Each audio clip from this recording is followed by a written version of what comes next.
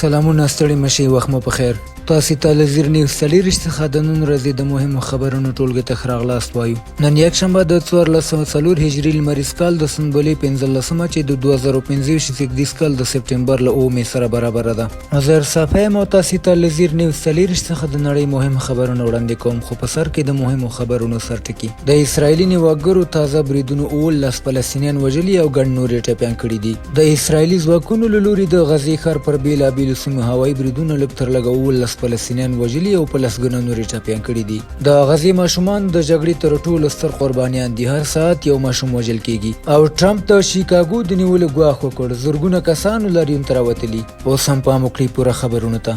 د اسرایلي نیواګرو تازه بریدونو 19 فلسطینیان وژلي او ګڼ نورې ټپیان کړي دي. د اسرایلي ځواکونو له لوري د غزې ښار پر بیلابیلو سیمو هوایي بریدونو کې لږ تر لږه 19 فلسطینیان وژل شوي او په لسګونه نور ټپیان دي. دغه بریدونه پر ښوونځي، خیمو او کورونو ترسره شوي چې ډېره قربانیان یې ښځې او ماشومان دي. د روغتیایي سرچینو په وینا شپږ تنه هغه مهال ووژل شول چې اسرایلي الوتکو د الغزالي ښوونځی په نښه کړ چې د بې ځایه شویو خلکو د پناه ځای و. په عین حال کې د اسرایلي پوځ لخوا 15 پوړیز السوسي برج هم نړول شوی چې د غزې ښار په تل لهوي سیمه کې د ملګرو ملتونو د کډوالو ادارې ودانۍ تر څیر موقعیت درلود. دغه زورور برید د ښار اوسیدونکي اړ کړي چې له خپلو سیمو ووځي او سیمه ییزو څارونکو ویلي دي غزه ورځ تر بلې د استوګنې لپاره ناوړه کیږي. د جمعې ورځ هم د اسرایلي ځواکونو لخوا د پنجشنبې د خونړۍ ورځې دوام و چې پکې لږ تر لږه اووه فلسطینیان وژل شوي وو. اکثریت یې د غزې ښار اوسیدونکي وو.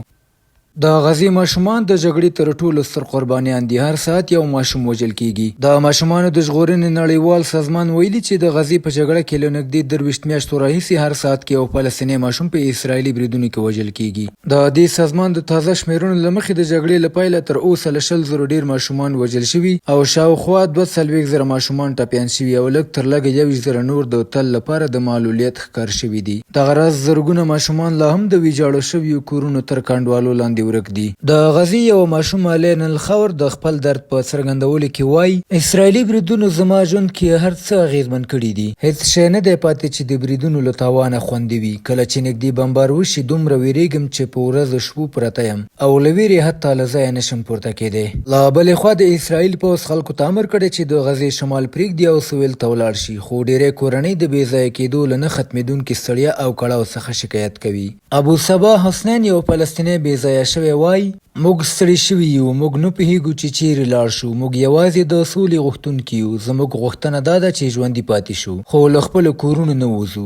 یو بل فلسطینی امین عفیفي وایي چې شاوخوا 15 ځله یې د جګړې پر مهال له یوې سیمې بلې سیمې ته کډه کړې ده. هغه زیاتوي نه خواړه لرو، نه وسایل او نه هم پیسې. کله چې موږ ته زنګ ووهي یوازې 15 دقیقې وخت راکوي چې سیمه پرېږدو، هیڅ نه شو راخیستلی، یوازې د بچ کېدو هڅه کوو. د رسمي ارقامو له مخې اسرایلي بریدونو تر دې دمه د غزې له 4,000 ډیر فلسطینیان وژلي چې تر نیمایي یې ښځې او ماشومان دي. دا جګړه اوس د ماشومانو د ژوند راتلونکي او د ماشوموالي د هیلې د لمنځه وړلو جګړه ګرځېدلې ده.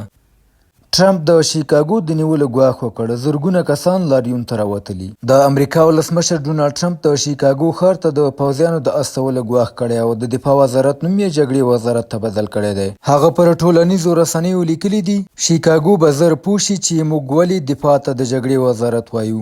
والي او د شیکاګو ښاروال دواړو د ولسمشر څرګندونې د دیموکراسۍ پر ضد عمل بللی. په شیکاګو او واشنګټن کې زرګونه خلکو لاریون وکړ او د ټرمپ پر سیاستونو یې د دیکتاتورۍ تور پورې کړ. لاریون کوونکو د امریکا د فدرالي ادارې پر ضد شعارونه ورکول او د فلسطیني ولس سره د همبستګۍ څرګندونه وکړه. شنونکي وایي د پوځ ځای پر ځای کول د امریکا د دیموکراتیکو ارزښتونو پر وړاندې د ټرمپ یو واکمنانه نمایش دی. او وروستۍ خبره هم دا چې په بریتانیا کې نوې ټاکنه شبانه محمود د کورنۍ چارو وزیره وټاکل شوه. د بریتانیا لومړي وزیر کیر سټارمر د کابینې په تازه بدلون کې پاکستاني الاصله مسلمانه سیاستواله شبانه محمود د کورنۍ چارو وزیر په توګه معرفي کړه.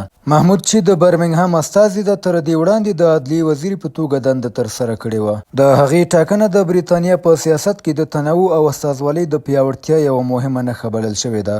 د شنونکو په باور سټارمر هڅه کوي چې د کابینې په ثبات، د کورنیو چارو وزارت د مدیریت په پیاوړتیا او د امنیتي ننګونو په سمبالولو کې لا ډیر بریالی شي. بهرني خبرونه همدومره و، د کورنیو او سپورټي خبرونو لپاره زموږ پاڼې وڅارئ. په خواله رسنیو فیسبوک، انسټاګرام، ایکس، یوټیوب او ټیک ټاک زموږ خپرونې خوښې او موږ تعقیب کړئ. ادرس یې زیر نیوز 40 تر سبانۍ خپرونې. د الله په امان.